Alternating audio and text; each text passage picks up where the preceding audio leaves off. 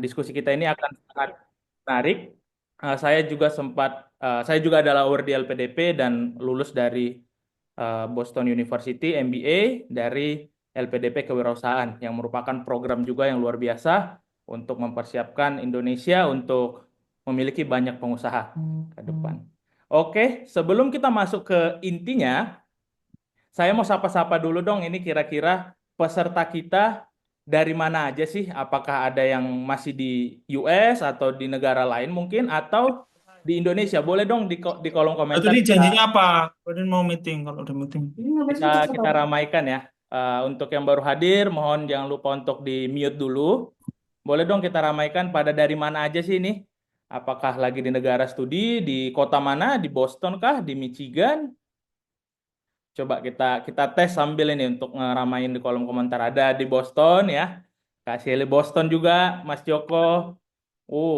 Oke. Sepertinya banyak yang bermalam minggu dengan mendengarkan webinar ini.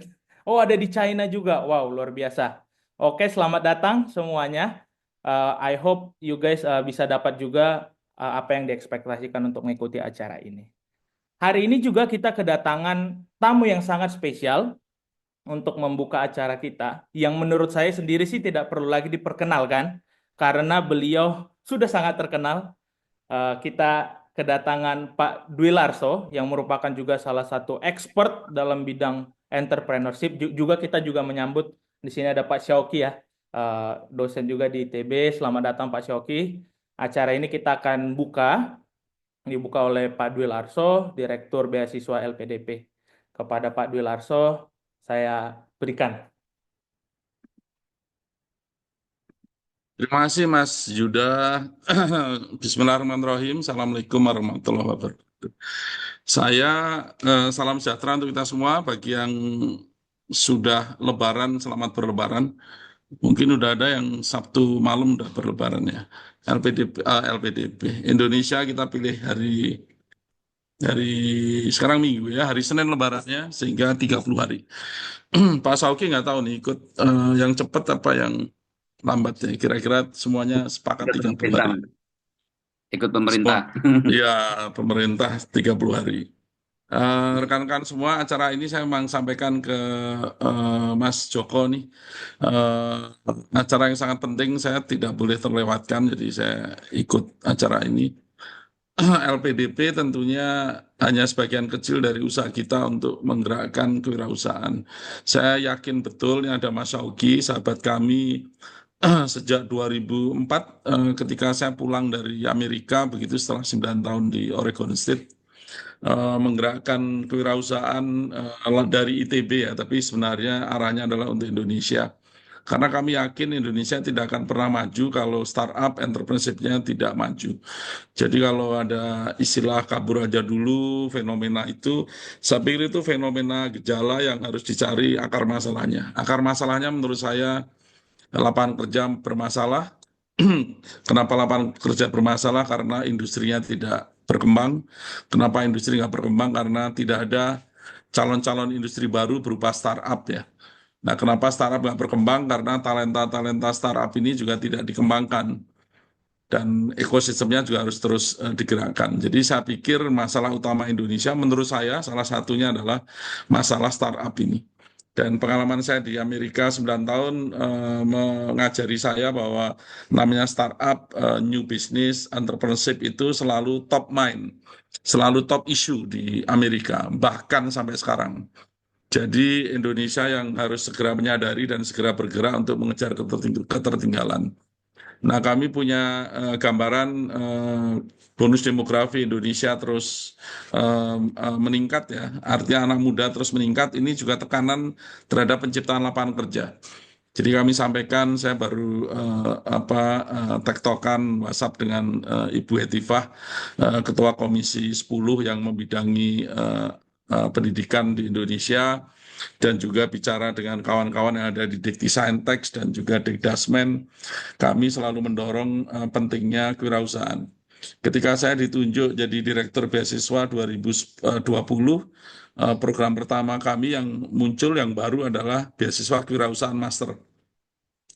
Sekarang sudah ada 215 yang kita rekrut tersebar ini salah duanya ada di sini sebagai narasumber dan saya pikir ini tersebar di seluruh dunia ya, ada di mana-mana. Saya bangga sekali ada Hangzhou juga. Saya tidak tahu apakah beasiswa kewirausahaan, tapi saya pernah ke sana 2 kali. Itu Alibaba di sana ya. Sekolahnya juga keren, Zhejiang University yang sangat besar.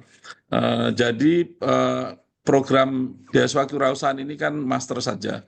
Nah, kenapa master saja? Karena kalau doktor arahnya ke dosen, kita sudah punya program yang terbuka untuk siapa saja. Tapi kalau master, tujuan kami sebenarnya bukan Anda tidak hanya menjadi entrepreneur, tapi juga Anda belajar bagaimana mencetak entrepreneur di universitas yang keren. Ini ada, sekarang di Babson aja ada 10 orang awardee kita. Eh, Mas Yuda dari Boston dan lain-lain di seluruh dunia, ada dari NTU, NUS ada 11 orang yang programnya khusus venture creation. Dan saya pikir tujuan kita mengirim ke sana adalah untuk belajar how to develop entrepreneurs. Karena pengalaman kami di universitas di Indonesia, Pak Sauki sangat paham betul bahwa seringkali penciptaan bisnis baru melalui universitas itu terhalang oleh birokrasi yang namanya yang ngajar harus S3 begitu. Padahal yang ngajar entrepreneur itu harusnya real entrepreneur yang pengalamannya sudah jatuh bangun dan itu menjadi attitude yang harus ditularkan kepada para calon entrepreneur. Nah, tentunya kami berharap teman-teman yang sudah studi, sekarang ada 200-an lebih di universitas terbaik di dunia untuk bidang entrepreneurship, maka kalau Anda kembali, Anda kita minta untuk sedikit mengabdi ke universitas yang ada di Indonesia untuk membantu sharing pengalaman how to develop entrepreneurs yang berbasis perguruan tinggi atau universitas. Sehingga kami bisa membuka peluang bahwa makin banyak alumni-alumni dari S1 di Indonesia menjadi entrepreneur. Saya sampaikan ke Mbak Etiva, kalau bisa rektor itu diminta untuk mencetak entrepreneur dari lulusannya setiap tahun itu 20-25%. Ini tentunya akan menjamin lapangan kerja, menjamin kemakmuran dan menjamin kemajuan dari bangsa. Karena setiap entrepreneur itu selalu menelurkan inovasi, selalu breakthrough pendekatannya. Ini saya pikir bangsa ini akan maju kalau makin banyak entrepreneur. Dan tentunya penciptaan entrepreneur itu tidak hanya sekali dalam satu waktu, tapi setiap tahun harus tercipta 20-25% lulusan S1 perguruan tinggi yang opportunity base, yang bukan survival untuk meng-create bisnis dan kemudian tumbuh berkembang, yang bisa tumbuh berkembang, yang tidak bisa tumbuh berkembang, bisnisnya akan mati, tapi orangnya tidak mati, pada tahun kedua akan muncul 25% lagi yang orang akan menciptakan bisnis baru lagi. Ini yang akan sustainable membawa bangsa ini terus maju. Nah, acara ini saya bangga sekali ya, kami sebenarnya di LPDP terus melihat teman-teman yang disekolahkan lewat LPDP untuk beasiswa kewirausahaan itu sekarang ada di mana. Saya paham ada beberapa yang sedang magang setelah lulus, ada di Silicon Valley, ada di Boston area, mungkin teman-teman juga kenal ya. Ini bagaimana kita merangkai ini dan inisiatif dari teman-teman di Amerika ini sangat kami apresiasi. Dan acara ini tentunya tidak hanya sekali dan tidak hanya network ini ya, kita juga bisa kembangkan network-network lain. Dan harapan kami juga LPDP tidak boleh eksklusif, harus inklusif. Siapapun boleh hadir karena ini untuk kebaikan bangsa dan kita mengejar ketertinggalan. Dan LPDP membolehkan Anda untuk belajar dimanapun, kapanpun, termasuk belajar menjalankan bisnis setelah Anda selesai kuliah. Berapa lama pun selama Anda memang kontribut kepada Merah Putih, tentunya Indonesia akan mengizinkan. Kalau enggak nanti ditertawain orang mau belajar membantu Indonesia malah dihambat. Saya pikir itu pengantar dari kami, mohon maaf cukup panjang karena ini hal yang sangat penting. Saya akan banyak mendengar rekan-rekan karena dunia ini milikmu anak-anak muda harapan bangsa. Kami sudah mulai obsolete, mencoba fade away gitu ya. Nah, teman-teman yang ada di depan dan terus bergerak mandiri dan harapan kami Anda jadi leader champion di bidangnya masing-masing, terutama di bidang startup atau bisnis yang nanti akan besar suatu saat nanti. Demikian, terima kasih teman-teman semua. Assalamualaikum warahmatullahi wabarakatuh. Baik, terima kasih sekali Pak Dwi Larso atas pesan-pesannya yang begitu kuat ya di pagi hari. Kita sudah diberikan tanggung jawab yang cukup besar. Tetapi ini sesuai banget dengan acara kita yang merupakan daging banget nih pembahasannya hari ini. Oke, sebelum kita masuk ke topik inti lagi, kita mau dengar dulu gimana sih sebenarnya rangkaian Startup Hub ini seperti apa goalnya dan apa program-programnya. Barangkali teman-teman di sini juga pengen berkecimpung dan aktif dan bisa mendapatkan insight-insight yang lebih lagi. Saya berikan kepada Mbak Shelly untuk menyampaikan tentang atau gambaran tentang Startup Hub Mata Garuda Amerika. Iya, Assalamualaikum warahmatullahi wabarakatuh. Salam sejahtera teman-teman semua. Terima kasih banyak pertama-tama untuk Pak Dwi Larso, Pak Syauki, Windy, dan Yuda juga sebagai moderator kita hari ini. Nih teman-teman, aku appreciate banget yang udah hadir dari Indonesia di minggu pagi dan juga yang dari di US di malam minggu ini ya, apalagi lagi malam takbiran. Semoga kita berkah nih malam ini. Nah, perkenalkan nama saya Sally Natalia. Saat ini sedang menempuh Master MBA di MIT Sloan Fellows MBA di Boston, United States. Nah, kebetulan saat ini saya diamanahkan nih sebagai Head of Startup Hub di Mata Garuda Amerika. Nah, mungkin karena kita ini acaranya untuk publik dan untuk semuanya, saya mau introduction dulu. Apa sih sebenarnya Mata Garuda Amerika? Jadi kita sebagai penerima beasiswa LPDP, kita mempunyai organisasi untuk mahasiswa yang sekarang sedang ada di United States. Nah, namanya Mata Garuda Cabang Amerika. Sebenarnya nggak cuma di Amerika aja, tapi ada di berbagai negara. Nah, MGA ini khusus di Amerika dan mulai dari tahun lalu kita punya satu program baru yaitu Startup Hub. Sesuai dengan yang sudah dikemukakan oleh Pak Dwi Larso, kita menyadari bahwa ini penting banget nih bahwa kita mendorong startup dan entrepreneurship buat Indonesia. Nggak cuma mahasiswa LPDP aja, tapi kita juga bikin banyak program yang terbuka untuk umum, baik bagi mahasiswa yang sekarang lagi ada di US atau alumni yang sudah pulang ke Indonesia dan juga publik di Indonesia secara luas. Nah, acaranya nanti biasanya akan kita bagi ke 3 macam. Pertama ada community, jadi kita udah buka form dan pendaftaran untuk para entrepreneurs, calon founders, atau yang sekarang sudah sedang menempuh apa ya perjalanan sebagai entrepreneur. Nah, itu kita buka, silakan untuk mendaftar dan bisa bergabung ke komunitas kita. Kita akan bikin acara-acara seperti webinar saat ini untuk capability building. Insya Allah nanti acaranya nggak cuma webinar, kita akan juga bikin banyak acara-acara lain ke depannya. Webinar ini sudah yang ketiga. Dan yang terakhir kita juga akan bikin connection building. Jadi kita akan bikin apa ya kayak silaturahmi antar founders, co-founders dan juga dengan expert-expert yang bisa berbagi pengalaman masing-masing gitu. Nah, diharapkan nanti teman-teman baik yang di Indonesia maupun di US atau negara lain bisa juga sangat terbuka untuk join acara-acara kita ke depannya. Terima kasih banyak, Yuda. Oke, terima kasih sekali Sis Shelly ya atas introduction-nya. Ya ini berarti kita ready nih untuk belajar atau kumpul-kumpul lagi di pertemuan atau acara-acara berikutnya. Baik, kita langsung masuk ke intinya, tapi sebelumnya saya izinkan dulu memperkenalkan siapa sih pembicara kita hari ini, siapa sih background-nya, bagaimana background-nya. Eh, saya karena ini pembicara kita ini sangat luar biasa. Waktu saya dikirim CV-nya saya bingung nih untuk merangkainya karena ada 3 halaman yang luar biasa semua prestasinya. Beliau memulai karir sebagai analisis keuangan dan juga sebagai bisnis analis di salah satu top consultant firm dan juga merupakan early employees di aplikasi Karya Anak Bangsa atau Gojek. Beliau di sana sampai memiliki mengenyam jabatan Vice President of Growth. Lalu beliau keluar dan mendirikan startup yang bernama Awan Tunai. Ini merupakan salah satu fintech dan beliau bertanggung jawab sebagai Chief Product Officer. Nah, beliau di sana telah berpengalaman dalam melakukan pengelolaan risiko, melakukan strategi investasi, dan meningkatkan juga pertumbuhan pelanggan dan juga gross transaction value yang luar biasa sampai dengan 800 juta per bulan. Ini luar biasa sekali ya. Kita akan belajar dengan narasumber yang hebat ini. Beliau juga memiliki penghargaan terpilih sebagai Forbes 30 Under 30 Asia in Finance and Venture Capital. Jadi sangat relevan dengan pembahasan kita kali ini. Nah, untuk background pendidikannya sendiri, beliau juga adalah awardee LPDP Kewirausahaan, majoring Master Business Administration dari MIT. Oke, luar biasa background dari pembicara kita hari ini. Kita panggil aja langsung. Halo Mbak Windy. Selamat pagi, apa Ya, kabar? terima kasih banyak ya atas penjelasannya.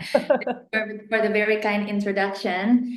Seneng seneng banget bisa ada di sini dan terima kasih tadi atas undangannya kepada Mata Garuda, juga Sally dan Joko dan tim, serta juga Pak Dwi Larso dan Pak Syauki ya dari tim LPDP. Very happy to be here, dan ya saya seperti Yuda bilang juga salah satu ya Yud ya kita ya gitu, LPDP kewirausahaan. Yes, benar-benar banget, Mbak. Kita juga udah sering banget nih sepanggung ya, Mbak Windy ya, Iya. Terakhir kali di mana Yud ya? di Washington DC, Mana ya? ya di Kedubes. Oke, Mbak Windy, sepertinya udah pada nggak sabar nih, Mbak, mendengar materi yang begitu daging pada hari ini. Kepada Mbak Windy, saya langsung kasih aja panggungnya. Siap. Oke, aku izin share screen ya. Sorry, bentar. Kok nggak kelihatan ya? Bentar dulu. Nah, udah kelihatan ya? Udah, aman, Mbak. Oke, sip. Oke, selamat pagi dan semuanya, dan juga selamat malam buat teman-teman yang di eh, belahan dunia yang satunya gitu. Nama saya Windy, very happy to be here. Mungkin sebelum kita mulai, ada beberapa ya yang saya mau sort of ground rules dulu gitu ya. Jadi yang pertama, even though this is a presentation, feel free kalau misalnya di tengah-tengah itu ada pertanyaan yang clarifying ya gitu. Jadi yang pingin dapat langsung penjelasannya gitu, misalnya ada sesuatu hal yang mungkin nggak terlalu clear gitu, feel free. Dan juga kalau misalnya yang lebih dalam gitu, nanti kita juga ada sesi Q&A ya Yud ya gitu. Jadi itu bisa lebih dalam di situ juga. Kedua gitu ya, ini harapannya gitu ya adalah bisa kita interaktif ya gitu. Jadi nanti saya juga mungkin akan nanya Yuda, karena Yuda pun juga sebenarnya sedang membangun juga. Jadi also a fellow founder juga, dan juga teman-teman saya yakin juga udah banyak juga ya yang mulai di perjalanannya. And last but not least, jadi mungkin di situ yang asumsinya gitu ya, kita mungkin bisa di sini sesinya tuh lebih untuk yang udah memiliki ide ya. Jadi teman-teman sudah memiliki ide, bukan lagi mungkin misalnya masih memikirkan mau entrepreneur atau enggak, which is also fine kalau memang iya. Cuman presentasi ini lebih di tailor gitu ya, untuk yang memang sedang tahapan ide awal gitu, ataupun mid lah gitu, supaya pengalaman saya yang baik dari MIT maupun juga dari kurang lebih 7 tahun ya sebagai intra-entrepreneur di Gojek kurang lebih 2 tahun, dan actual entrepreneur ya itu kurang lebih 5,5 tahun di Awan Tunai, memang benar-benar bisa tergambarkan gitu. Jadi mohon maaf kalau sebelumnya ada yang misalnya politically incorrect gitu ya, tapi monggo misalnya untuk tanya apa aja gitu, karena ini adalah sesi tim dan saya emang pingin untuk men-share yang kondisi di lapangan. Oke, jadi banyak sekali gitu ya yang teman-teman yang udah memiliki ide untuk bisnis itu pasti selalu nanya, gimana sih caranya untuk VC, untuk dapat funding dari VC. Dan di sini saya mau share gitu ya bahwa sebenarnya tidak semua bisnis gitu ya itu layak ya, atau memang cara terbaiknya itu untuk di VC. Dan tema kali ini adalah bagaimana sih sebenarnya memahami apa yang di-build dan strategically itu kita funding untuk apa yang dibangun seperti itu. Nah, jadi kita mulai. Oke, VC atau venture capital ya. So, saya yakin teman-teman sudah banyak paham. Cuman mungkin saya mau share aja sedikit ya gitu ya mengenai the industry-nya. Jadi VC ini kan memang adalah institusi yang secara mudahnya mendapatkan dana gitu ya dari LP atau limited partners untuk disalurkan kepada portofolio-portofolio yang dengan harapan memiliki return yang jauh lebih tinggi dibandingkan return di obligasi ataupun juga return di stock market gitu ya. So they are looking untuk per tahunnya bisa 50%. Nah, where do they get their money from gitu ya. Jadi ada beberapa, jadi satu pension funds, jadi dana-dana pensiun, retirement, dana sovereign wealth fund juga beberapa ada, seperti misalnya di Dubai, di Arab Saudi gitu ya.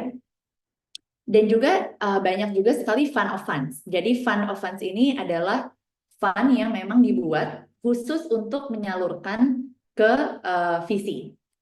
Dan tentunya juga ada yang high net worth individuals ya. Ini yang mungkin kekayaannya sudah mencapai billion dollars gitu ya. Jadi mereka mungkin untuk mengeluarkan 100 juta atau 200 juta gitu ya. Itu something yang very much gitu ya within their capacity. Dan mereka memang menginginkan gitu ya untuk extraordinary returns. Nah, sebelum aku lanjut, sebelum saya lanjut ya, mungkin saya mau bertanya dulu ke teman-teman gitu ya. Bagaimana sih visi ini sebenarnya tuh dapat pendanaannya? Sorry, bukan pendanaannya, profitnya.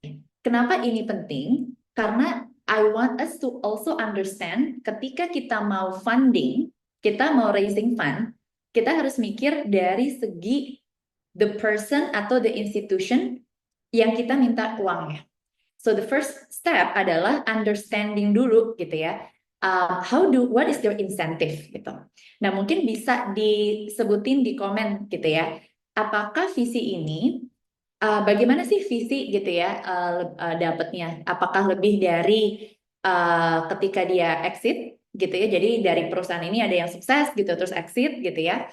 Dan dia bisa jual sahamnya atau dari manajemen fee. Jadi manajemen fee itu adalah buat teman-teman yang belum tahu adalah ketika VC itu mendapatkan dana dari LP yang tadi saya sebutkan itu dia langsung dapat 2% manajemen fee. Jadi mau itu di disburse atau dia belum alokasi, dia sudah langsung dapat 2% manajemen fee gitu ya.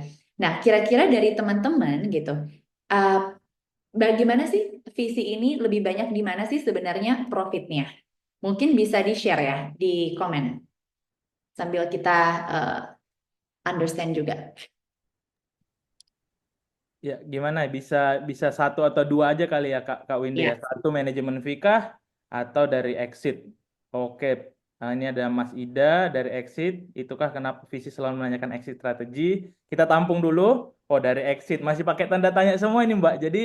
ya. Jadi masih menerka-nerka dari persenan. Oh, ada juga yang bilang dari persenan. Oke, menarik ya. Oke, jadi mungkin sambil teman-teman gitu ya share ini komentarnya, thank you so much gitu ya. Ini bisa dilihat ya dari software yang masuk gitu ya, dari 4 gitu ya, itu 3 ya yang sebenarnya yang bilang dari exit. Nah, teman-teman ini juga something yang I think a lot of founders juga not really aware actually sampai kita menjalani sendiri. Jadi gini, kalau dari segi jumlahnya memang the exit ketika mereka return ketika ada salah satu portofolio aja, 1 dari 10 yang return, itu memang luar biasa gitu ya, besar sekali dan maybe they don't have to raise another fund mungkin untuk 5 tahun ke depannya. Cuman in reality, when we look at the number of VCs and how they are actually getting their revenue, misalnya kita ngelihat gitu ya dari P&L-nya, itu actually dari manajemen fee. And ini akan menjawab pertanyaannya Ida ya, kenapa sih Vislo menanyakan exit strategi? Memang akan menanyakan exit strategi, tapi dengan hal yang sebenarnya twistnya tuh agak beda. Karena begini, kalau misalnya ya VC itu mendapatkan dari manajemen fee, right? So when do they get management fee? They get management fee when they raise fund ya, ketika ada raising fund. So the incentive for VCs yang sebenarnya gitu ya for day to day gitu ya. Jadi VC ini juga nggak mungkin ya kita pikirkan nggak ada biaya yang harus dikeluarkan ya setiap harinya, setiap bulannya gitu kan. Dia juga ada karyawan, harus melaksanakan due diligence dan lain sebagainya ya. Nah, ini mereka sangat rely on this management fee. Dan returns upon exit, ketika sebuah startup ya yang typically in the VC world itu exit, itu memakan waktu 7 sampai 10 tahun. So you can imagine gitu ya bahwa they really need this management fee. And this management fee ini didapatkan dari ketika raising fund. So the incentive is raising fund. How do they raise fund? Pada dasarnya how do they raise fund adalah to tell a story. Gitu ya, untuk cerita this is the portfolios yang kita lagi ngobrol, this is how they are going, they are performing, this is how their exit is going to be. Walaupun sebenarnya not necessarily nih gitu ya, they are actually waiting for you to exit. I mean, they would love for you to exit. I mean, that's the goal, right? Tapi for day to day gitu ya, they need to raise fund. So if I am a VC partner, misalnya salah satu ini dari VC, my first thing adalah how can I sell this story? Misalnya nih aku ketemu nih sama misalnya sama Yuda gitu ya. My first thought would be, okay, what's Yuda's exit strategy, gitu ya, that makes it possible for me untuk sell the story supaya bisa raise the fund maybe in another 1 or 2 years. My understanding, the statistics says 1 dari 10 nih that will actually exit, gitu kan, and this exit will cover the rest lah, gitu. The 9 failure investments gitu ya yang I didn't make gitu. Nah, jadi banyak sekali teman-teman tuh berpikir gitu ya, oh kok di-push banget sih growth-nya gitu. Because I think people don't understand juga gitu, and I also didn't understand sampai benar-benar dapat ya dari VC. Di Awan Tunai sendiri kami so far raise $60 juta, and kita dengan perputaran kurang lebih $500 juta ya dari segi GTV untuk lendingnya. Nah, itu kita benar-benar tuh per tahun ya, itu selalu di-push gitu ya. Dan mungkin teman-teman juga bisa ngeliat gitu ya kasus yang saat ini terjadi, contoh seperti e-fishery gitu ya. Dan sangat banyak yang terkaget lah, terkejut gitu ya.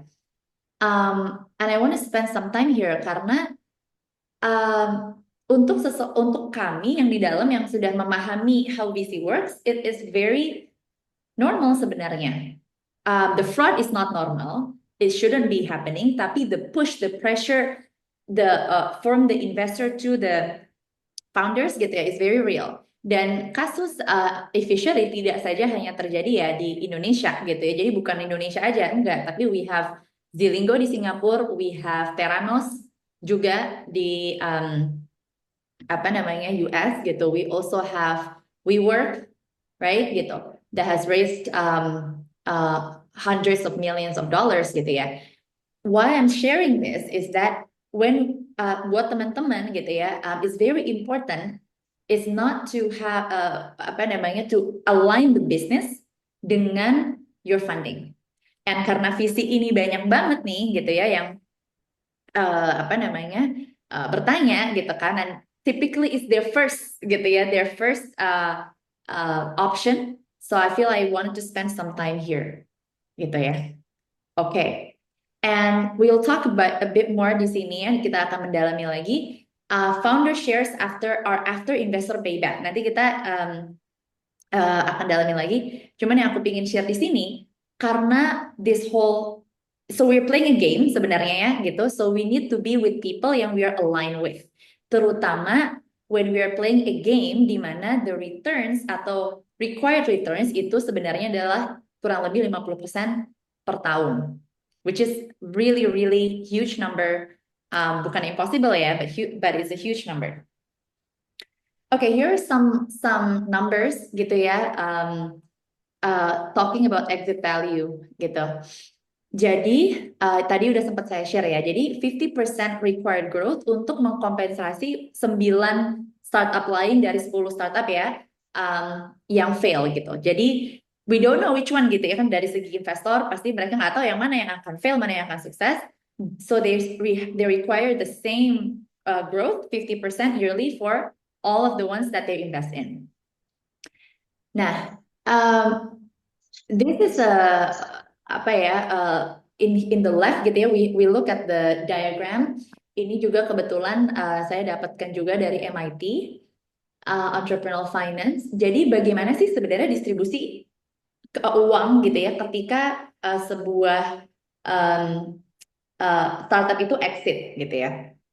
Nah, ini memang datanya di US gitu ya, cuman kita bisa mengekstrapolasi juga di Indonesia berdasarkan pengalaman saya juga. Jadi 3/4 atau 75% ya dari founders itu actually receive nothing, zero. Or basically they break, yes, yang jumlah yang dimasukkan gitu ya adalah jumlah yang benar-benar cost-nya juga gitu ya. Jadi benar-benar tuh get nothing lah gitu. Nah, dari 1/4-nya ini gitu ya, they typically receive 5,8 juta in exit cash, 5,8 juta dolar ya gitu. Dan beberapa itu receive, obviously this is the one that we always hear about, more than $1 billion gitu ya. Ini in terms of their own profit gitu ya. Jadi the VC game gitu ya, 5,8 juta dolar obviously is not a small number. Even in the US, I think the last statistics I see ya itu only berapa persen ya yang emang millionaires gitu loh. I think it was maybe around 15, or maybe even less ya. Sorry, I think the number is a bit off, but I think it's very very small. Jadi even for the US this is huge. Bayangkan untuk kita ya di Indonesia gitu kan. Anything that above is like $3 million dan segala macam ini gede banget gitu kan. So the payoff is huge, right? But the distribution is not a bell curve gitu ya. The distribution is very skewed. It takes on average 7 sampai 10 years to reach an exit. Dan from the investor point of view gitu ya, ini yang kondisi di market ya saat ini yang mungkin di 5 tahun terakhir ya. Jadi dari 2020 sampai 2024 lah ya. The VCs itu look at a metric that's called MOIC. MOIC is multiple over invested capital. Jadi misalnya, as a VC, I invest $5 million gitu ya. Berapa sih nanti yang during the exit, setelah dilution, setelah shares dan segala macam gitu ya, itu saya dapatkan, right? Now, ini ada perbandingannya di Southeast Asia, di Europe, and di US. Di Southeast Asia gitu ya, yang terbaik, ini aku udah sengaja ngambil angka yang terbaik for the last 5 years gitu ya, ini di 0,94. In reality, maybe it's 0.7, 0.8. Di Europe, it's 1.4. And in the US, it's 2 times gitu ya. What does this mean? Gitu ya, what does this mean? Jadi teman-teman, this means that in Southeast Asia, VCs actually don't have that much on average a return. Karena nilainya kurang dari 1 gitu ya. In Europe, they have maybe around 40% return, and in the US, they have double. That's why so many gitu ya, investors want to invest in US companies. Nah, ini kenapa sih gitu ya belum? Ya, maybe it's more of the market karena memang exit marketnya di Southeast Asia, not only in Indonesia, is very little ya. Banyak yang memang wealth-nya kan lebih di West gitu ya, dan mereka nggak terlalu paham nih sebenarnya market Indonesia seperti apa gitu. Nah, itu memang masih dalam tanggung jawab kita semua nih ya. So hopefully when buat teman-teman yang di US, yang di luar negeri, mau di China, etc., right? Kita menjelaskan gitu loh bahwa market Indonesia adalah seperti ini. Kita punya 275 juta, the Southeast Asia market is good, but it will take time gitu. They are already looking, they are already investing, don't get me wrong, but the returns gitu ya is in the past 5 years gitu ya, ini agak susah bisa dibilang seperti itu. So here is the current market situation. Tentunya ini akan beda when you look at a different timeline. Ketika 2015 ya interest rate sangat low. But anyways, if we think about it, there hasn't been that much successful exit in Southeast Asia. Okay, So all of this to say again, bukan berarti our VC is not apa namanya tuh something that you should consider. You should consider. Gitu ya, as an entrepreneur, it is our responsibility untuk melihat seluruh funding yang available dan decide which one is best for the business.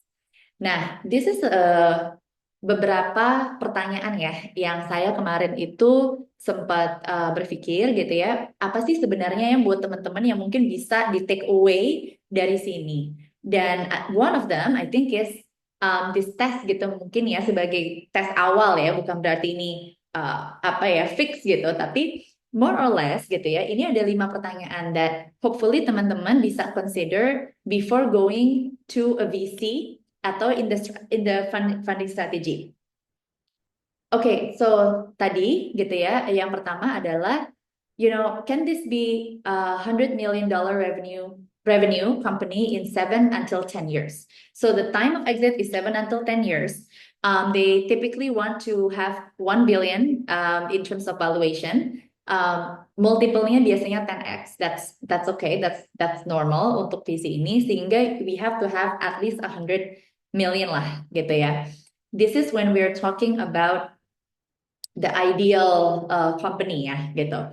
Nah, kalau misalnya memang bisa, then yes, it's something that VC you go big, you go fast gitu. But if it's not gitu kan, it's okay karena you might be building a great product, a great business yang mungkin is not a unicorn, dan itu tetap is a win. Karena yang tadi seperti misalnya Pak Dwi Lars sempat share ya, we need more lapangan kerja gitu loh. In fact, MSMEs di Indonesia gitu ya, itu 60 juta micro, 300.000 small gitu ya. And then mediumnya kalau nggak salah kurang lebih puluhan ribu ya. So these are the people ya yang is the backbone of our country gitu. Jadi 60% kalau nggak salah 40% ya GDP itu dari MSMEs gitu. So again, it's not small yang you're building. It's great, but it might just not be a VC backable business gitu. Yang kedua adalah ini, do I want hypergrowth and outside pressure? Karena the pressure is going to be huge, right? Ini pressure yang akan banyak juga bisa mengubah orang, as we can see in the market right now, gitu ya. I don't think any founder, right? Any founder goes into a company dan berpikir, oh, okay, I want to do fraud, atau okay, gue nggak apa namanya, I want to mengelabui investor. Nobody, right? I don't think there's much people there, but the pressure is real, gitu. Jadi you have to be aligned with this VC dynamics, mulai dari pengalamanku sendiri, pergantian board, dilution yang tahu-tahu besar sekali, siklus yang harus cepat gitu. Nah, if you actually value independence atau otonomi, kalau kamu itu memang ternyata tuh sangat pingin kayak misalnya mengembangkan gitu ya, the product itself, you wanna treat it, you wanna benar-benar tuh fokus banget gitu loh ya terhadap pengembangan R&D-nya misalnya gitu. Just the craft ini atau long term ownership, it may not be a VC backable business. Ketiga, because it has to have hyper growth, then typically it has to have a network effect atau built-in leverage ya. Jadi misalnya margin yang kayak SaaS gitu. Margin SaaS itu idealnya adalah 80% and above. Ini gross margin ya. Kayak misalnya for Airbnb, the gross margin is 80%. Kenapa ya? Because there's no human. Ketika kita datang, kita nge-booking property, we don't need humans gitu kan. So this is something yang very important untuk hyper growth, dan VC itu paham bagaimana cara men-scale. Jadi it fits the pattern.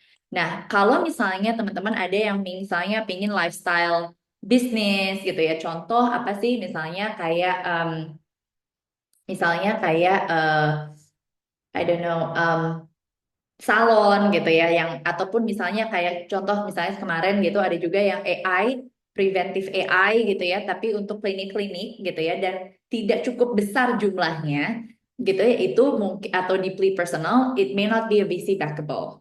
Now obviously we do have Kopi Kenangan, right, as a VC, bisnis ya yang di-funding dengan VC, and they're doing great as far as I know. We never really know ya, to be honest, karena this all is private market, jadi nggak di public gitu kan. Cuman why they are able to do that, karena they are able to scale dengan jumlah masyarakat Indonesia yang sangat besar, dan the price is very cheap considerably gitu kan. Bukan yang sesuatu yang misalnya 300.000 gitu, it's like 15.000 ya. Untuk kopi mungkin bisa mahal ya, cuman it's something that a lot of people di Indonesia masih bisa afford. Jadi kita juga this is not yang tadi aku bilang ya hard rule, but network effects-nya ini juga kerasa ya untuk di even in lifestyle businesses bisa juga sebenarnya, but very very rare gitu. Yang keempat adalah comfortable nggak sih with high risk and uncertain outcomes, right? Tadi udah kita cukup share ya bahwa okay, you know, you're swinging for a 10x, 3/4 of VC backed founders get zero essentially, outcome-nya nggak certain.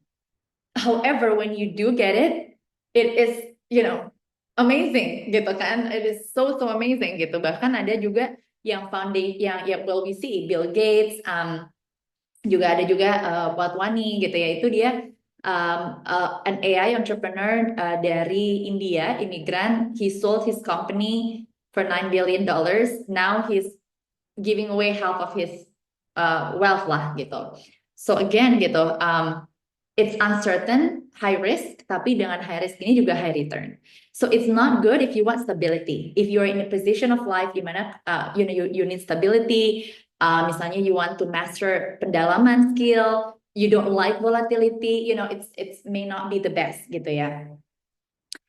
And the last, but certainly not least, do you really need VC money to build this?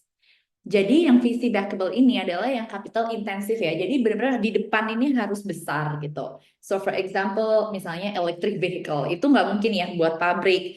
Terus habis itu buat apa namanya supplier, pay for the suppliers dan segala macam gitu ya. In a small amount of money gitu. Kalau enggak kan jadinya lebih kayak rumahan gitu. Enggak. This is if you are having a capital intensive problem, then VC is the best.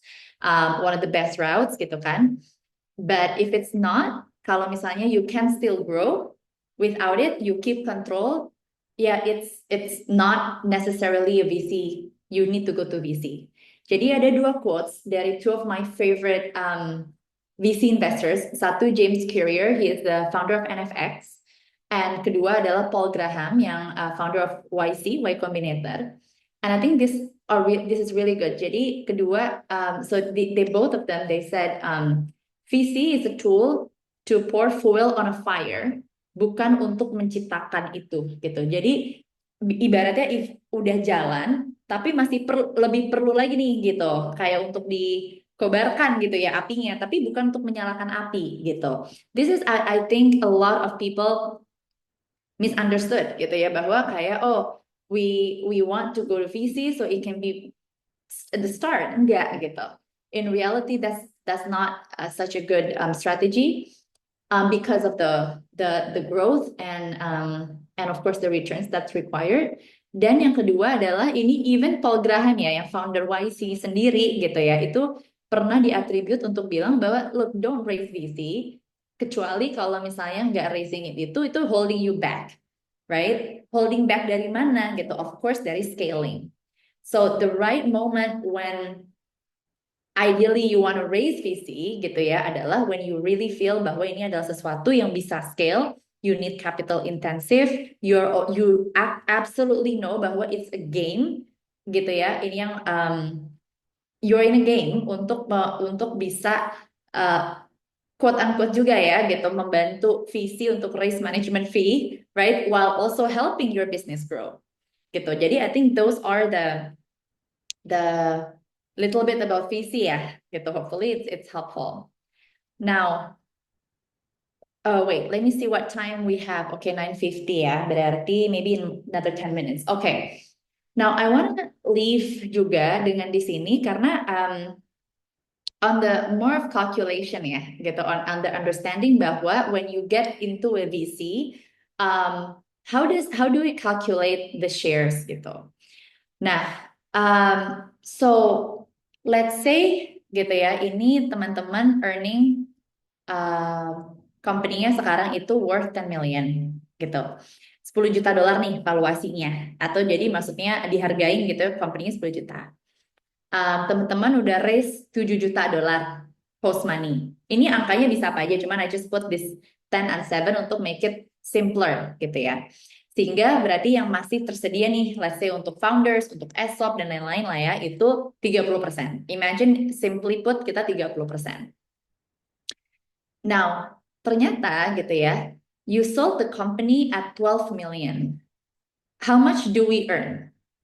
Nah, banyak yang berpikir bahwa, oh berarti langsung 30% kali 12 gitu ya. Right gitu. In reality, it's not. Oke, jadi bisa nggak mungkin di-share di meeting chat gitu ya, berapa sih jumlah yang sebenarnya kita earn? How much that we earn and how much that it goes to investors? Mungkin ada yang bisa share nggak di chat?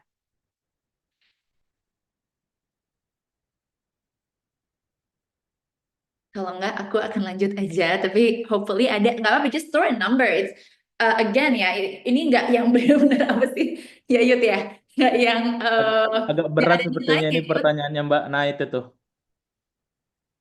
Oke, Ahmad says is 10 per 12 kali 30%. Oke, that's incorrect. Oke, but nggak apa-apa. Lanjut, mungkin ada yang lain.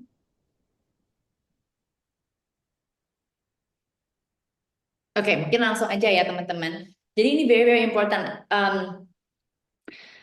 The calculation, karena you as a entrepreneur gitu ya, ini kita juga bukan yang semuanya passion, right? We also have to earn money back gitu kan. Jadi we want to understand. Okay, so the $10 million gitu ya, itu adalah valuasi yang saat ini. Tapi ternyata berhasil nih untuk menjual at 12. Jadi actually your price-nya dibandingkan valuasi gitu ya, itu lebih bagus price. So it's overvalue gitu kan. Cuman nggak apa-apa, ada orang yang mau bayar ya kenapa enggak gitu kan.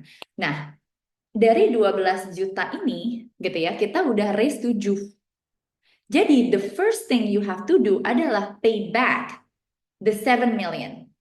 Jadi bukan langsung kita bagi nih, oke great ya 30% gue nih, jadi gue dapat 3,6 juta, enggak gitu. I have to pay back, karena kan gue udah nge-raise nih 7 juta. Oke, so you pay back 7 million. Terus sisanya berapa nih sisanya? Dari 12 kurang 7, 5. Dari sini baru dibagi. Because I have 30% gitu ya, dari 5 gitu, dari 5 gitu ya. Berarti then my shares will be 30% times this 5 million, right? Which is 1.5. Which is okay, great gitu ya. But if you were expecting 3.6, yeah, it's less ya. It's less than 50% of that gitu ya. Gitu. Nah, what if you sold it, let's say gitu ya, at 50 million gitu. Wow, itu udah oke banget gitu ya. So now you sold at 50 million, you've raised 7, right? So 42, and then you get 30%. Jadi wow, itu udah kayak 12 jutaan ya gitu. Well, bisa jadi kalau untuk di Indonesia ya you don't need to work anymore gitu ya. Like at 40 you don't need to work anymore. And your child dan anak-anak dan segala macam will be very much taken care of gitu, bahkan more than well taken care of. But what if exactly at 7 million? Gitu ya. What if exactly at 7 million? Well, you don't get anything. Gitu. And in fact gitu ya, because why? Ya you have to pay dulu semuanya gitu ke investor yang sudah raising the money. Now, if you haven't sold the company, jadi kita sekarang nih masih berjalan ya. How much do you actually own? Well, you don't really own it gitu. Unless you have $7 million yang in the cash gitu ya. Dan itu bisa at any time kamu bilang kayak, oke, nih gue balikin gitu. You don't really own it gitu. Karena yang pertama gitu ya, you have to pay back. Nah, banyak teman-teman tuh yang apa ya, lumayan nggak kurang paham kali ya di sini gitu ya. And again, sebelum join Awan Tunai ini pun I don't really understand this, cuman I wanted to share with you on how the payoff really works in terms of the VC. Nah, so if you do decide to raise VC money gitu ya, dari pengalaman saya, gimana sih caranya biar bisa oversubscribe gitu ya? And how much of it has to be in, rooted mungkin di fundamentals gitu ya. Jadi again, kita balik lagi. VC ini, again, is selling a story, right? Gitu. Jadi, the thing is, you have to be able to tell a really good story. Great banget, bagus banget kalau misalnya bisa dengan ada fundamental, of course, it will make you, dengan ada traction, lebih pede dong ya, pasti gitu ya. Nah, cuman remember ya, kalau kita mau nunjukin traction juga, make sure bahwa ini traction yang will be interesting to VC, right? Gitu. Kalau traction baru 20 atau 100 gitu, and you're not growing at 50% year on year, ya mungkin it's not something yang that interesting. Nah, jadi the first thing ya, just start just by going to see people gitu ya. Jadi ask for advice, not money. Justru banyak yang ketika saya dan co-founder saya ya berusaha untuk kayak ngejual, kok kayaknya agak langsung off gitu ya. Mungkin ini juga insting orang ya. Gimana sih kalau kita mau dijual sesuatu gitu. Nah, tapi kalau misalnya di ask for advice gitu ya, it opens up the door. Kedua adalah build interest while moving forward on other fronts. Jadi jangan hanya fokus aja ke the funding or meeting people aja, but you have to also every time you meet them gitu ada sesuatu yang bisa di share gitu. Either kayak oke, misalnya gue udah dapet nih LOI itu letter of intent ya. Jadi udah ada nih marketnya gitu.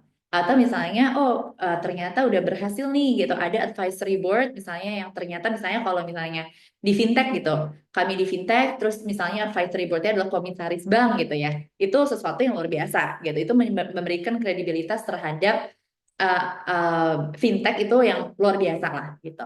Atau misalnya udah ada nih MVP-nya gitu. Dan si MVP-nya ini kita udah berhasil untuk nge-launch dan ternyata udah ada langsung gitu customer paying gitu. Nah, itu luar biasa banget.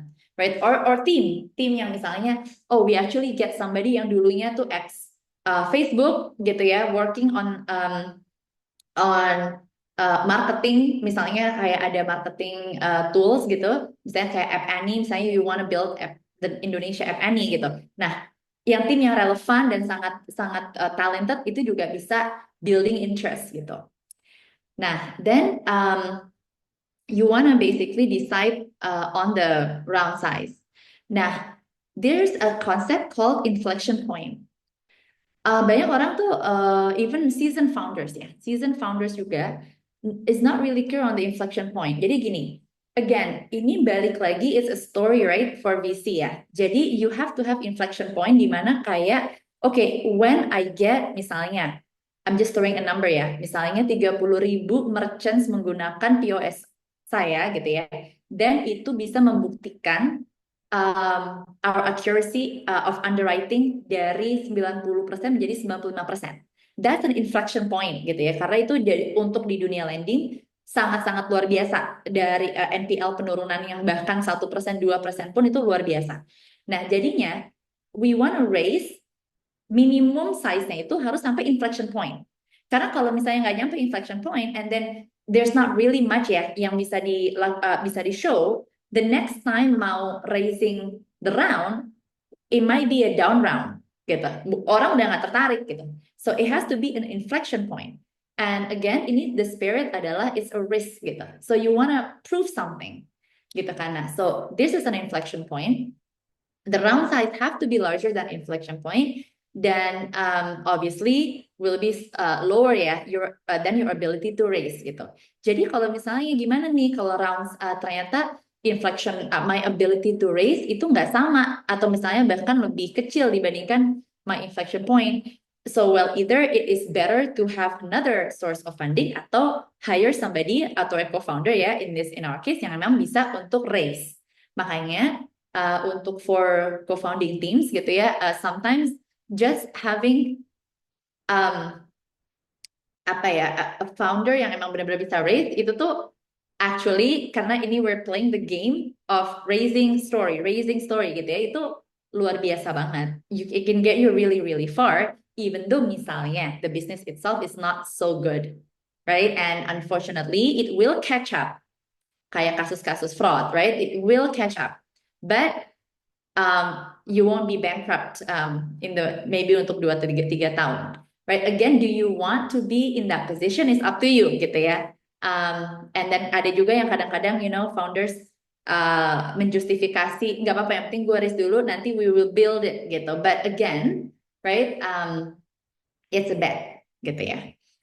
And then last but not least gitu ya adalah when you're raising a pre-seed, set the terms that you want dan close only kalau misalnya bisa kita dengan PD itu we tell other people, oh, we're oversubscribed, tapi we really want you on board gitu ya, and then here's the terms gitu.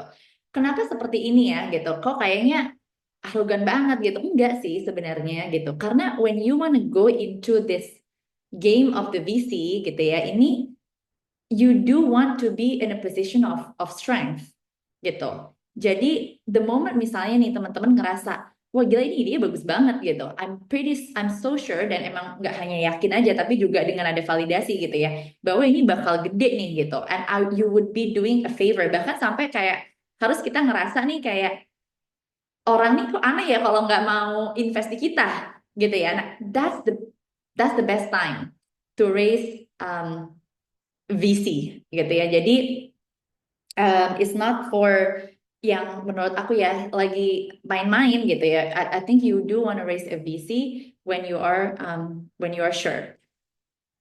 Nah, let's explore juga ya other venture capital gitu kan, funding alternatif. So again, besides VC gitu ya adalah angel investor. Nah, angel investor gitu kan itu they give cash for equity, typically begitu. Nah, ini they don't typically require 50%, right? Even though that's also our hope, tapi sebagai angel investor ya pasti nggak seperti yang pressure-nya seperti VC ya. Kenapa? Ya karena sebagai angel investor kita nggak, it's only our own money. Kita nggak punya LPs gitu ya, asking for return every year. We don't have misalnya yang disebut tuh LP GM atau general meeting antara LP sama si VC-nya gitu untuk membahas oke berapa nih return gue nih udah invest di lo gitu, itu nggak ada gitu, right? So angel investors are more chill.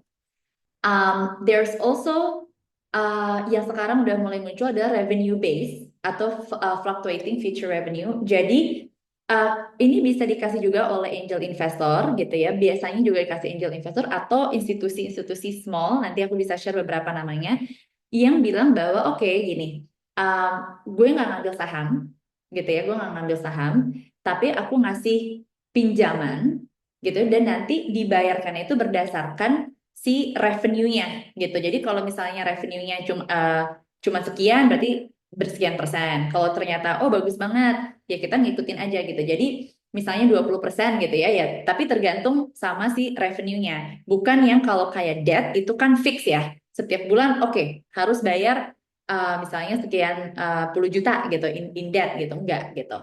Jadi konsepnya very similar. There are several institutions ataupun high net worth individuals yang sebenarnya ya sekarang setelah saya berbicara juga ya dengan a lot of founders, we would prefer this three first dulu sebelum ke VC. Why? Karena it gives us time untuk building the strength gitu ya, atau building the business, building the product, sehingga nantinya itu bisa memang ketika udah waktunya pas kita ambil VC gitu. Cuman yang tadi itu kalau misalnya this is to light a fire, it's a bit too much sebenarnya gitu. Jadi yang revenue based angel investors debt financing gitu ya, ini is very much a very viable options. In fact gitu ya, aku nggak bisa share, saya nggak bisa share nama company-nya karena very confidential.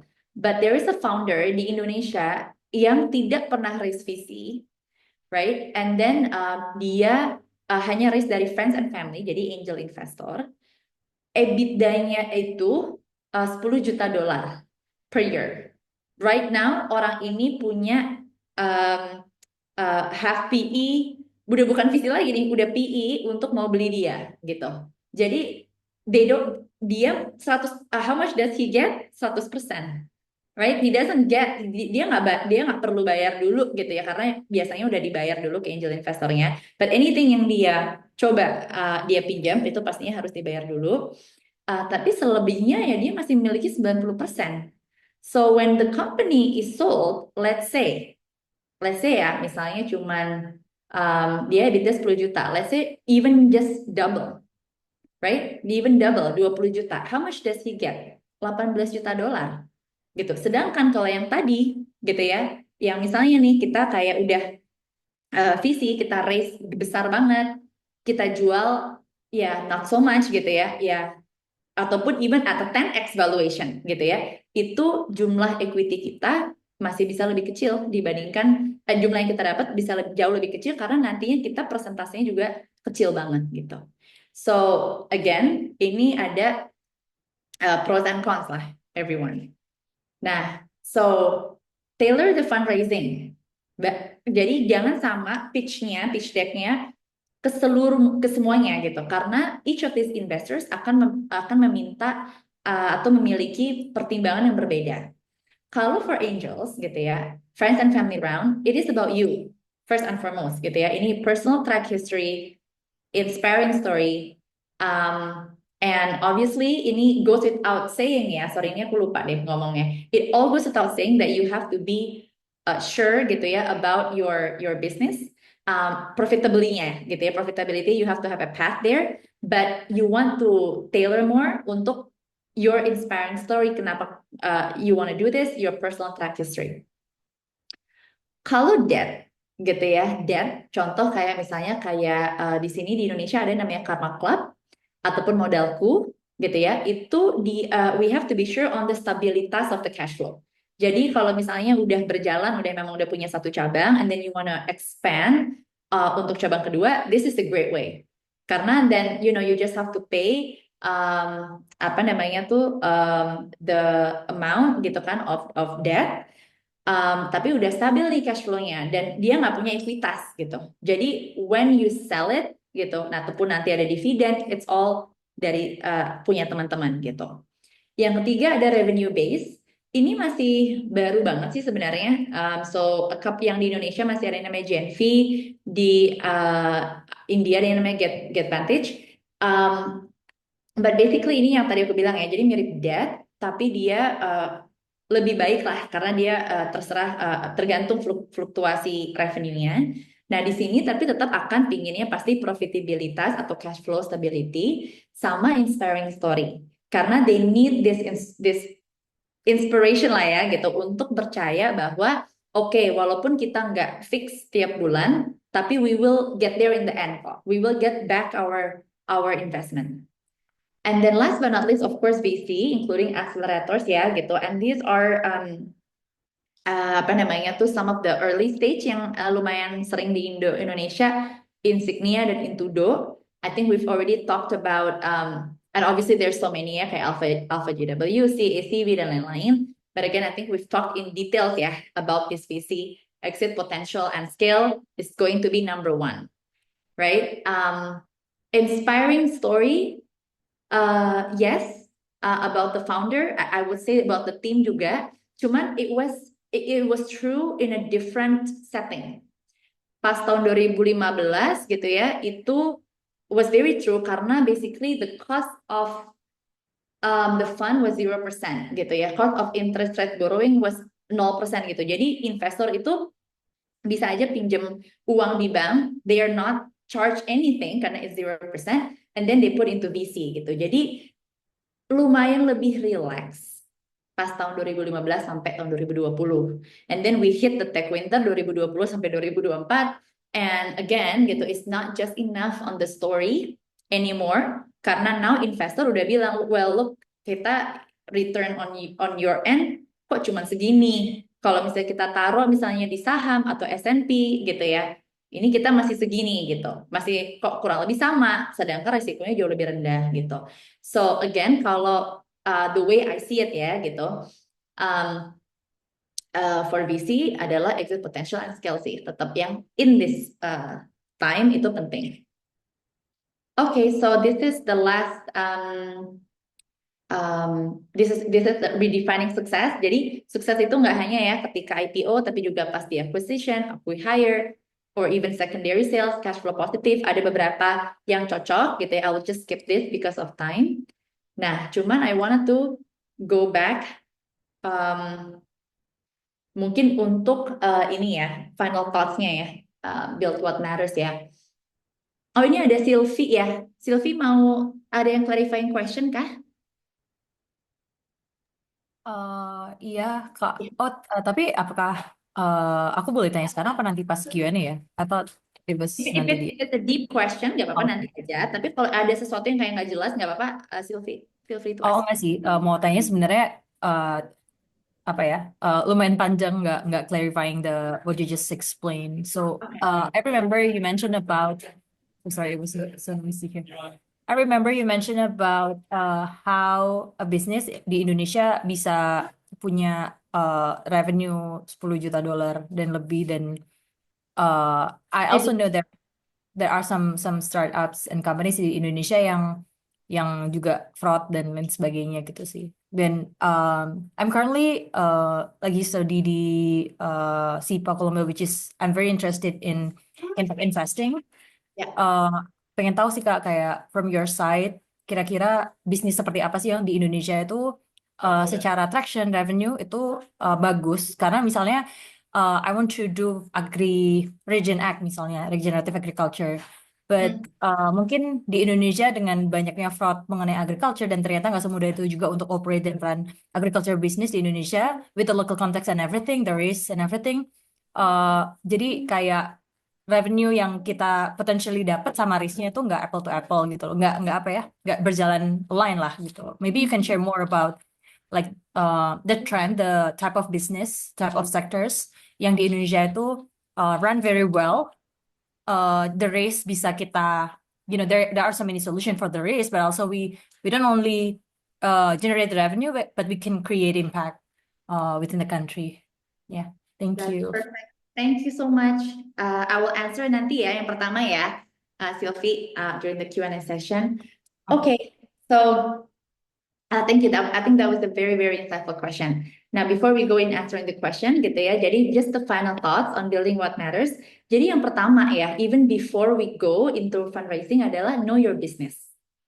And know your business ini gampang banget sebenarnya gitu ya. Kayak the 3 questions to ask gitu ya adalah, do you really believe in your thesis gitu ya? When you believe in your thesis, and then misalnya ya, you would put misalnya your own money atau your mother's atau orang tua ya punya retirement fund gitu ya, dana pensiunnya. If you would put their money 80% lah atau your money into this gitu ya, and do it setelah semua riset ya obviously, then you would have known your business gitu. Jadi ini pengalaman saya juga sih di apa namanya bisnis adalah the businesses yang memang investable itu adalah the ones yang memang aku put skin in the game ya. It's not because then aku jadi lebih semangat, enggak, tapi it is actually a very good first filter untuk am I really yakin gak sih gitu. Karena kadang-kadang we just think about it, dan terus kalau misalnya ada investor lain, dana investor lain yang masuk, kita kan juga nggak ada skin in the game, right? Gitu. Jadi it lessens the pressure. Jadi yang pertama yang penting adalah know your business. Kedua adalah think about your exit, right? Work backwards. Jadi di sini adalah let's say kalau misalnya ternyata proyeksinya hanya 60 until 70% of your targets. What do you do then? Gitu ya. Is this still a business that you wanna do? Gitu kan. Ini penting banget. And that's why I spend so much time in the exit gitu ya, karena it's not an easy thing, right? To do VC gitu kan, a startup or even an entrepreneur in general gitu kan. Tapi ini penting banget. Ini penting banget, nggak bisa dipungkiri ya. We will need to do this kalau emang kita pingin negeri ini maju terus. And then yang ketiga adalah capital follows conviction. Jadi when we are sure, tadi ya, karena we know our business, we are sure about our exit. The way kita ngomong tuh juga beda ya. Gimana ya? Kayak we don't spend so much time talking, we spend much more time listening and answering questions. We spend so much time not defending, tapi tuh kayak actually nunjukin gitu loh. Kayak okay, here are the thought logic, here's the apa ya, kayak kerasa di pull versus nge-push gitu. And it really is different. Even in as angel investor, aku beberapa kan invest ya di angel investments. I can tell gitu, misalnya ini yang kayak benar-benar yakin sama yang nggak terlalu yakin. Now, kalau you're not yakin bukan berarti you don't raise fund, it's just not now. Focus on getting yourself untuk yakin with your story, with your business, and then capital will follow. Gitu. Jadi itu maybe I will end here. Hopefully this has been a more honest ya gitu. We can talk about my experience di Awan Tunai. Feel free kalau misalnya ada yang mau nanya gitu kan. But unfortunately it's just short time gitu ya. But hopefully it was quite enlightening ya untuk dari segi visi. Because a lot of you I'm sure are thinking about it, dan semoga juga bisa untuk teman-teman mulai berbisnis gitu. Do not fall, semoga jangan take away-nya adalah kok ini kayak susah banget ya, do I wanna do this? Enggak gitu. I hope bahwa teman-teman terutama udah dibiayain ya sama LPDP adalah okay, here's the situation, here's the real condition on the ground, gimana caranya I work around it. How do I build businesses? Karena it is so important dan kita bisa kok gitu. We have the demographics. We are a growing middle income country. Our fundamentals are strong. So there is nothing that limits Indonesia gitu to become the next startup apa sih namanya tuh generator gitu. Atau the next unicorn per capita gitu, which is right now I think it's held in by Israel ya. But again, right, there's a small country, we're a huge country, we have so much resources gitu, we have people, jadi hopefully gitu ya, ini bukan sebagai sesuatu deterrent, tapi justru sebagai sesuatu yang bisa membuat teman-teman ketika membuat bisnis is more thoughtful and knows langsung nih, jadi nggak nanti pas di jalanan gitu ya, pas kita udah ketemu di jalanan gitu ya, kita baru tahu gitu. Itu aja mungkin dari saya. Yuda. Alright, thank you banget Mbak Windy. Ini benar-benar membuka juga bahkan bagi saya. Saya ini belum raise visi ya Mbak ya. Dan we are still considering that because I know the visi game is quite different kalau menjalani bisnis. Ada visi dan tidak ada visi.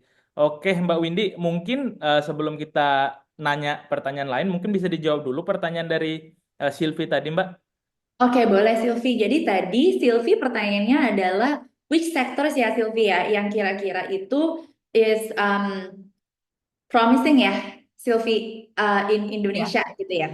Iya. Yang dan especially yang bisa create an impact, nggak cuma generate profitability, tapi kayak I believe it's not only like consumer goods or anything, tapi kayak lebih solving some problems within the country gitu Kak. Okay, got it. No, I love this and okay, maybe I want to share sendiri ya a couple of things ya. Okay, jadi when I came back gitu ya dari MIT gitu kan, I wanted to build empathy dan actually udah berpartner sama dua teman dari Harvard untuk building that. And exactly the same yang seperti Sylvie bilang gitu ya, I want to create social impact dengan juga adanya si profit. And we were focusing on healthcare, sexual and reproductive health for women. Jadi kita kayak ada AI medical manager yang bisa nanti membuat preventive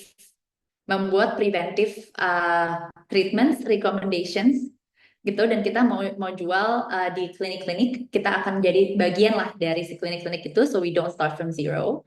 And then we will get the money from this AI medical manager from subscription, dan juga dari si treatmentnya yang kita berikan gitu kan.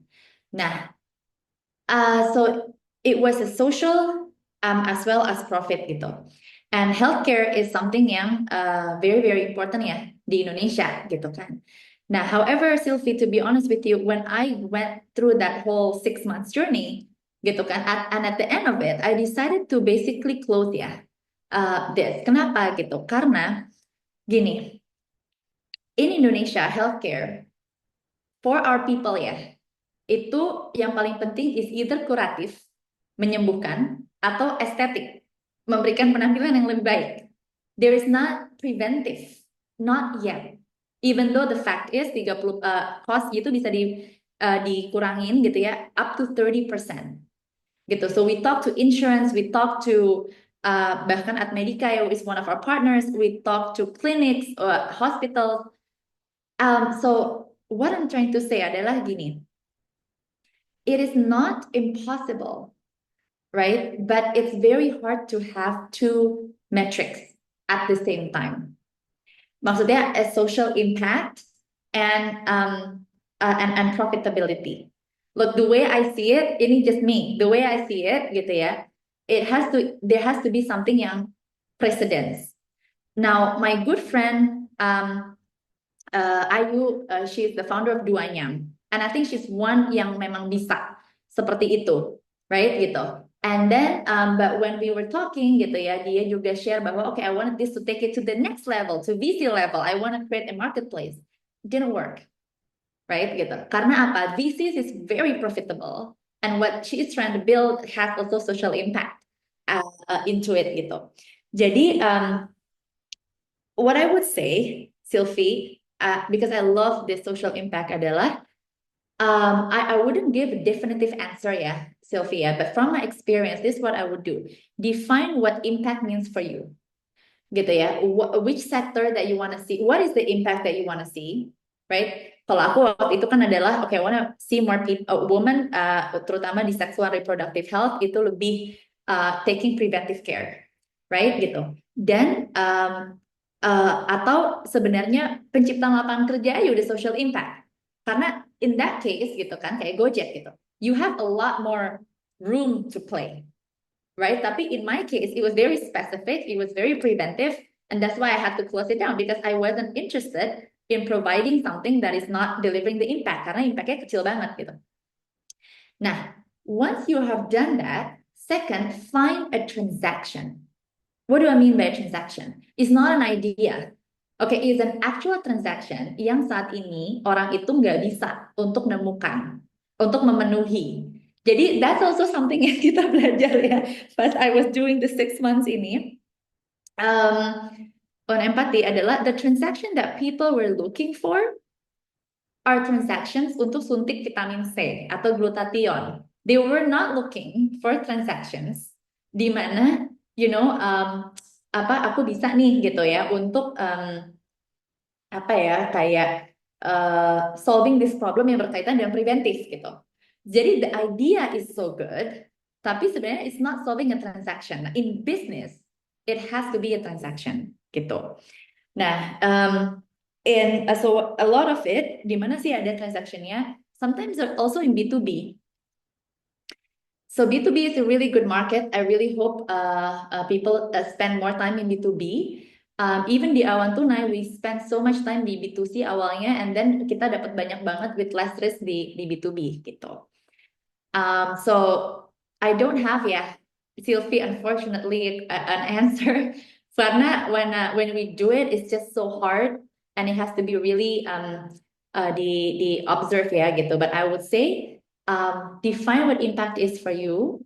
Dan yang kedua adalah find a transaction, karena every business backbone-nya adalah a transaction. If you're trying to create a new transaction, it's very hard. You will have to spend so much in education. You will have to spend so much in getting people to be aware.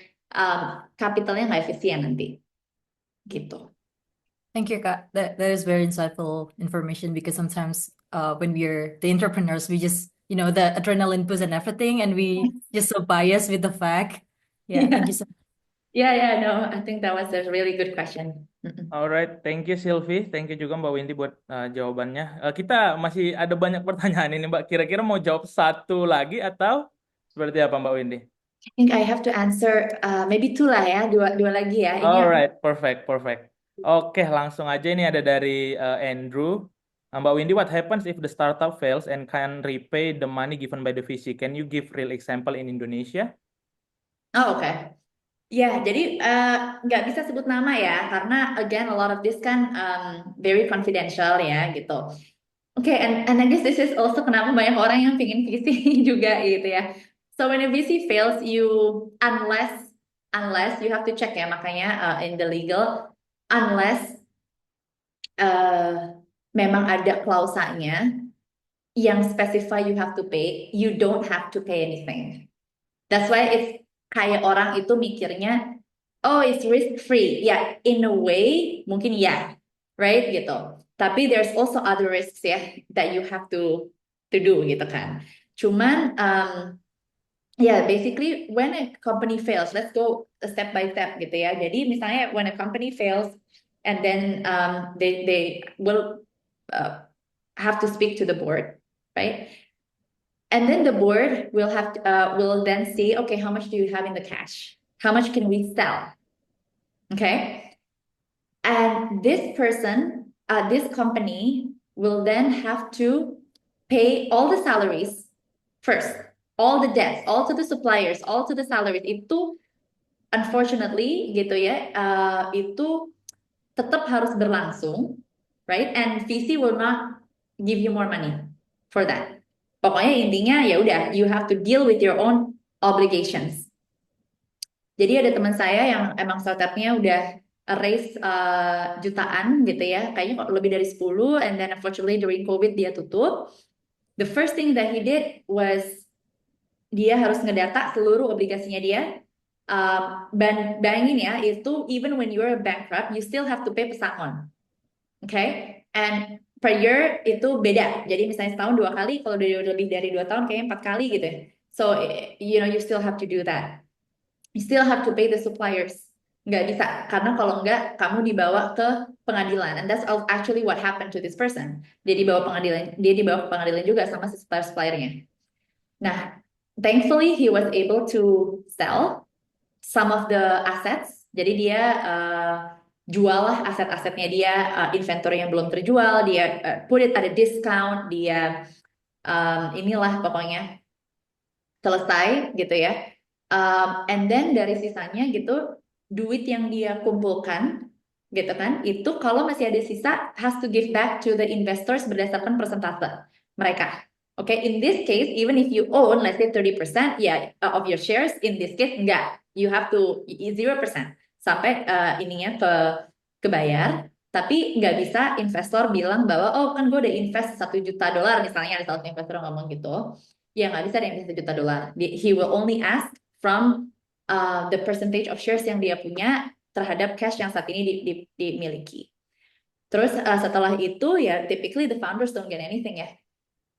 And that's it gitu. Cuman kamu nggak akan di-sue sama VC, but you will be sued if you have obligations.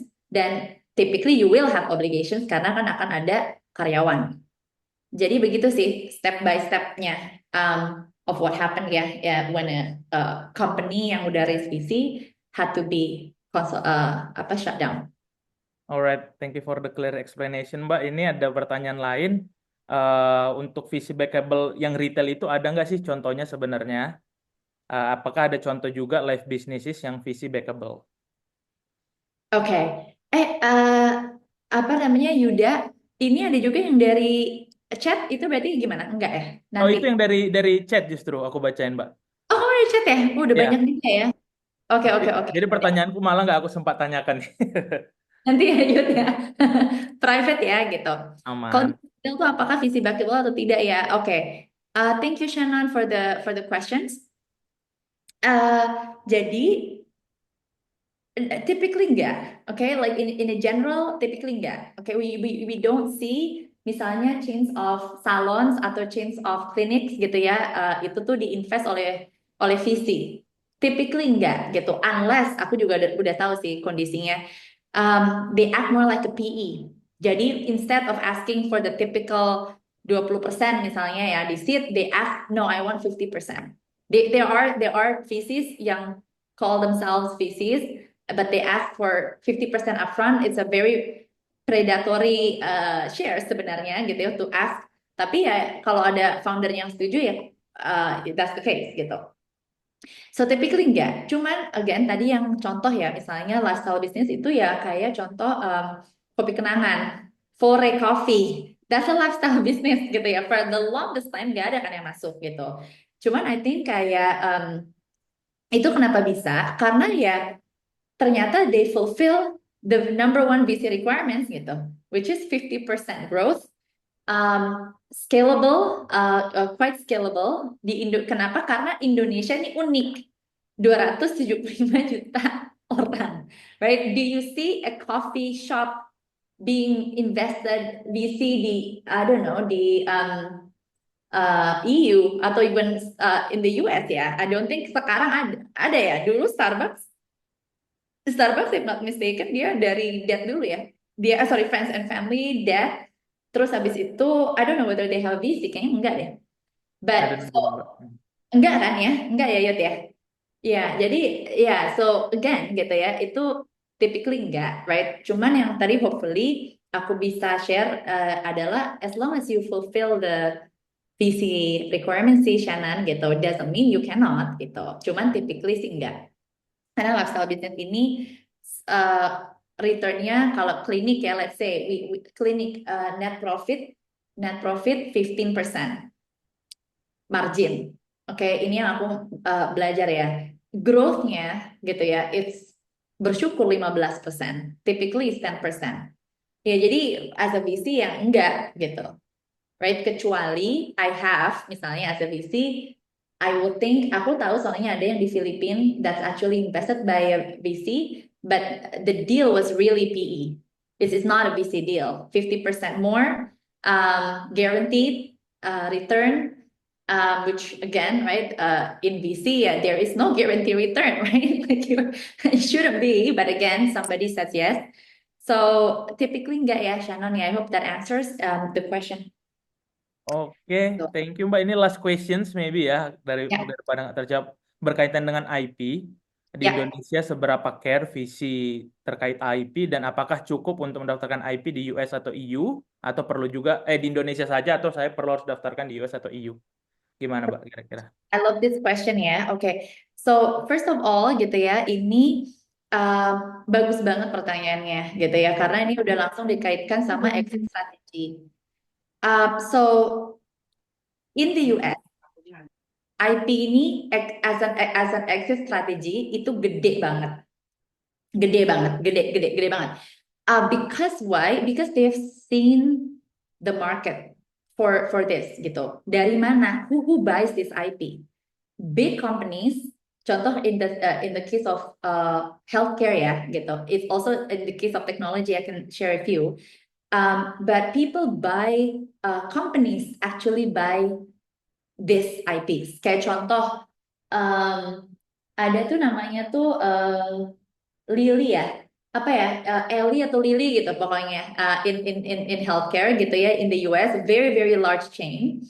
They bought IP for $1 billion gitu, basically for apa ya kalau nggak salah itu untuk genomic.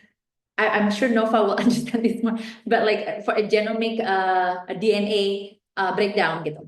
And they do this, kenapa gitu ya? Karena they know that they can sell this for equally and even more lebih ya. Kayak contoh satu shot, kalau misalnya teman-teman tahu ada penyakit namanya skeletal muscular atrophy, itu kalau di US sama di UK, itu satu shot itu $2 juta.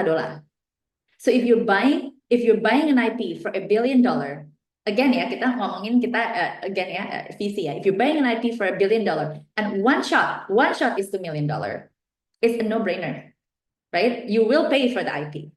Bahkan di healthcare in the US, people pay for IP or buy out a company with an IP just so that they can block. Nggak diapa-apain, just block gitu. In the UK it's the same. In the EU, Ozempic, whoever buys whoever develops the IP for Ozempic, I guarantee you right now it's already in some place resting and ya udahlah gitu, right? It bought by a company yang di sana, right? That immediately becomes the number one most valuable company in EU. Nah, in Indonesia ada nggak exit strategy atau companies yang willing to do that, right? Not yet. Kalau aku lihat di sini, and this is something yang sebenarnya sayang banget ya. Maybe the closest one is actually automotive sector. That I would say, kalau if I were to bet in Indonesia, karena gini, our market for automotive, terutama let's say for example motorcycle, it's one of the largest, right, in the world, gitu kan. If not the largest gitu. Jadi if we buy IP and then yang emang benar-benar tuh, if we build IP yang benar berguna and then we sell it to Honda or Yamaha, then that's a clear exit strategy, right? But if we're developing, I don't know, let's say an IP for apa namanya tuh a model of LLM gitu ya, yang let's say bisa kayak DeepSeek gitu misalnya, right gitu. In Indonesia gitu. We need to think about from the investor's perspective gitu. Kayak in Indonesia gitu, who will buy this gitu? Which company will buy this gitu kan? So I would say kalau misalnya menjawab yang clear banget ya, iya kasih Eli Lili ya. Nah, I would say adalah gini, IP has to also be tied to the market of where the buyer of the IP is going to take the profit from, right gitu. Nah, jadi very rare, nggak ada VC beli IP, PE beli IP, right gitu, nggak ada. Typically it's companies yang VC and PEs will invest in companies that have IP yang clear banget nanti akan ada company lain yang it will be valuable for that company untuk creating the IP. Jadi kalau misalnya mau di US atau EU dipatenkannya, then the market should be also in the US or EU. Gitu sih. Iya. Mungkin itu Oh, dulu ya, Yud. alright, thank you so much Mbak Windy. Buat yang masih punya pertanyaan, mohon maaf sekali karena waktu kita tidak punya banyak waktu lagi, tapi bisa ya Mbak langsung reach out ke Mbak Windy Yes, from bisa. LinkedIn mungkin atau IG, I don't know. Jadi bisa langsung tanyakan. Terima kasih juga Mbak Windy atas insightful discussion yang luar biasa. Some takeaways yang mungkin saya bisa ambil di sini. Yang pertama, VC is not our only options buat kita semua entrepreneur yang mau mulai bisnis.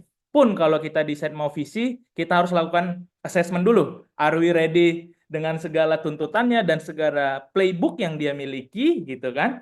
Dan ada beberapa alternatif juga yang telah Mbak Windy jabarkan tadi.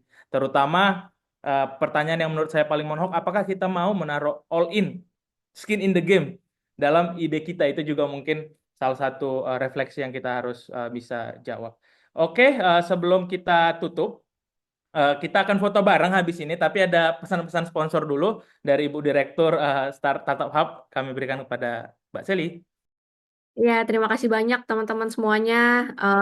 Di chat aku udah kirim form registrasi untuk para founder yang mau join ke Startup Hub Community. Kita punya WhatsApp group. Please join. Jadi nanti untuk acara-acara kedepannya kita akan share di WhatsApp group tersebut. Silakan diisi formnya ya. Terus nanti kita akan komunikasikan ke kalian acara-acara berikutnya. Terima kasih banyak, Windy, Yuda. Oke, kita aktifkan kamera dulu, kita foto bareng. Ini acara puncak bagi kita orang Indonesia biasanya ya. Harus ada foto-foto dulu. Silahkan Mas Joko kalau mau ngelit foto sesinya.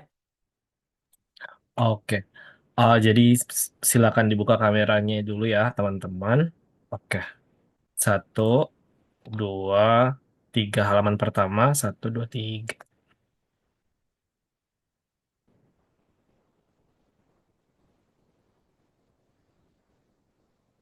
Terus halaman kedua, 1, 2, 3.